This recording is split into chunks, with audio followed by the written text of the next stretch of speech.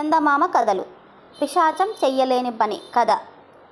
శివపురం అనే గ్రామంలో శివుడు అనే ఒక సోమరిపోతు ఉండేవాడు. వాడి 16వ ఏట వాడి తండ్రి చనిపోయాడు. శివుడు తెలివైన వాడే, కానీ ఏ పని చేత కాదు. ఒకనాడు వాడి తల్లి, నాయనా శివ, నువ్వు పొలం సంగతి పట్టించుకోకపోతే అది బీడు పడిపోతుంది, మనకు రోజు గడవడమే కష్టమవుతుంది అన్నది. వెళ్ళి పొలం పనులు చూసుకో అని అన్నది. దానికి శివుడు విసుగ్గా, ఎండనక వాననక పొలం గట్ల వెంట గనుముల వెంట తిరగడం నా వల్ల అవ్వదు అమ్మా, ఇంకేదైనా పని చేద్దామన్నా ఇచ్చేవాడెవ్వడూ లేడు, ఛీ ఇది ఊరు కాదు వల్ల కాడు అంటూ విసుగ్గా ఇంట్లో నుంచి బయలుదేరి తను ఎక్కడికి వెళ్తున్నది ఆలోచించకుండానే బాగా చీకటి పడే వేళకి దూరంగా ఉన్న అడవికి చేరాడు. అలసటికి వాడి కాలు పీకడంతో వాడొక చింత చెట్టు కింద కూర్చున్నాడు. ఇప్పటి పరిస్థితి తలుచుకుంటే ఏడుపు వచ్చింది. ఏ పులో పిశాచం వచ్చి మింగేస్తే అన్ని కష్టాల నుండి విముక్తి కలుగుతుంది అనుకున్నాడు వాడు. ఆ మరుక్షణంలో చెట్టు వెనుక నుండి, ఈ దగ్గరలో పులి లేదు, నేనున్నాను అన్న మాటలు శివుడికి వినిపించాయి. శివుడు ఆశ్చర్యంగా తల తిప్పి చూసేసరికి పిశాచం ఒక్కటి వికవికామని నవ్వుతూ వాడి ముందుకు వచ్చింది. నువ్వు తలుచుకోగానే వచ్చానని ఆశ్చర్యంగా ఉందా? నాకు సోమరిపోతులంటే మహా ఇష్టం అన్నది. పిశాచాన్ని చూసి ముందు భయపడినా అది సోమరిపోతు అనేసరికి కోపం తెచ్చుకొని, సరే నేను సోమరిపోతునే, నువ్వేం సాయం చేయగలవు అన్నాడు శివుడు. నీకేది కావాలన్నా ఇస్తాను, కానీ ముందు నా షరతులకు ఒప్పుకోవాలి అన్నది పిశాచం. ఏమిటా షరతులు అని అడిగాడు శివుడు.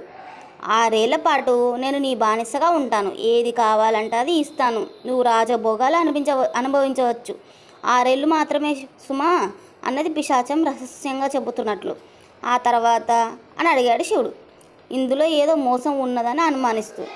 ఆ తర్వాత నాకు నువ్వు బానిసగా నీ జీవితాంతం ఉంటావు, నిన్ను నాతో తీసుకెళ్తాను, అయితే ఈలోగా నువ్వు చెప్పిన పని ఏదైనా నేను చెయ్యలేకపోతే మాత్రం మన ఒప్పందానికి నువ్వు కట్టబడన అవసరం లేదు, నీ దారి నీది, నా దారి నాది, ఇందుకు ఇష్టమైతే చెప్పు అన్నది పిశాచం. శివుడు పిశాచం పెట్టిన షరతుకు ఒప్పుకున్నాడు. మరుక్షణం వాడి జేబులు బంగారు నాణాలతో నిండిపోయాయి. నీకెప్పుడు ఏది కావాలన్నా నన్ను తలుచుకో అని చెప్పి పిశాచం మాయమైంది. శివుడు ఇంటికి వెళ్ళి జరిగిందంతా తల్లితో చెప్పాడు. బంగారు నాణాలు ఆమెకు చూపాడు. ఆమె వాడు పిశాచానికి బానిస అయిపోతాడన్న భయంతో శోకాలు పెట్టి ఆ ఒప్పందాన్ని రద్దు చేసుకోమని చెప్పింది. శివుడు ఒప్పుకోలేదు. ఆమె పట్టరాని కోపంతో వాడిని ఇంటి నుంచి బయటకు నెట్టి తలుపులు మూసింది. శివుడు అడవికి పోయి పిశాచాన్ని తలుచుకున్నాడు. అది కనిపించగానే, నేను ఈ ప్రాంతం వదిలి అడవిలో మరొక చోట ఉండదలిచాను, నాకు ఒక చక్కని భవనం, పనులు చేసేందుకు దాసదాసీలు, ఒక భోషానం నిండుగా బంగారు నాణాలు కావాలి అని అడిగాడు. పిశాచం క్షణాల మీద వాడు కోరినవన్నీ సమకూర్చింది. వాడు 1 నెల రోజుల పాటు అన్ని సుఖాలు అనుభవిస్తూ కాలం గడిపి మరొకసారి పిశాచాన్ని తలుచుకున్నాడు. అది రాగానే, నేను అడవిలో తిరగడానికి ఒక ఏనుగు, 4 గుర్రాలు కావాలి అన్నాడు.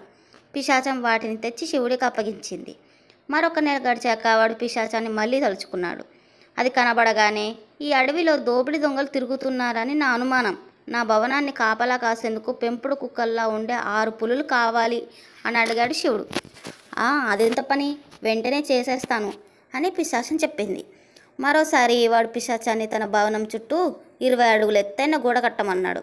భవనానికి తూర్పుగా పడి ఉన్న బండరాలను ఎత్తి కొండ శిఖరం మీద పెట్టి రమ్మన్నాడు. ఈ పనులతో విసిగిపోయిన పిశాచం వాడితో, నువ్విలా పీడిస్తావని తెలిస్తే నీ ఛాయలకు కూడా వచ్చేదాన్ని కాదు, సరే చూస్తుండు, నువ్వు నా బారిన పడకపోతావా, అప్పుడు నిన్ను సలసలా కాగే నూనెలో వేసి తర్వాత ఎర్రగా కాలే పెనం మీద వేయిస్తాను, అప్పుడు నిన్ను ఒక్కసారి తినేస్తాను అనుకోకు, పదునైన కత్తితో ముక్కలు ముక్కలు కోసి 6 నెలల పాటు ఉదయం సాయంత్రం ఫలహారంగా తింటాను అన్నది పళ్ళ కొరుకుతూ పిశాచం. నేను నీకు చిక్కినప్పుడు కదా చూద్దాంలే అని నవ్వేశాడు శివుడు. ఇలా 1 సంవత్సరం, 2, 3, 4, 5 సంవత్సరాలు గడిచిపోయాయి. పిశాచానికి శివుడు ఏ పని చెప్పినా క్షణాల మీద చేసేసేది. 6వ సంవత్సరం రాగానే శివుడికి బెంగ పట్టుకుంది. తను చేసిన తప్పు తెలిసి వచ్చింది. ఆఖరి రోజు రాత్రి శివుడు తెగని ఆలోచనతో భవనం నుంచి బయలుదేరి దాపులోనున్న కొలను గట్టున కూర్చున్నాడు.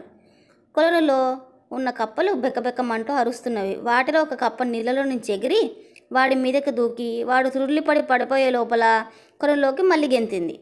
అది జరిగిన మరుక్షణంలో శివుడికి మెరుపులా ఒక ఆలోచన వచ్చింది. ఆహా అంటూ లేచి, ఓహో పిశాచి, తొందరగా రా అని కేక పెట్టాడు. పిశాచం చెట్ల కొమ్మల్లో నుంచి వాడి ముందుకు దూకింది. నేను ఇప్పుడు చెప్పబోయే పని నువ్వు చెయ్యాలి అన్నాడు శివుడు. మన ఒప్పందం ప్రకారం 6వ సంవత్సరం ముగిసేందుకు 1 గంట మాత్రమే ఉంది.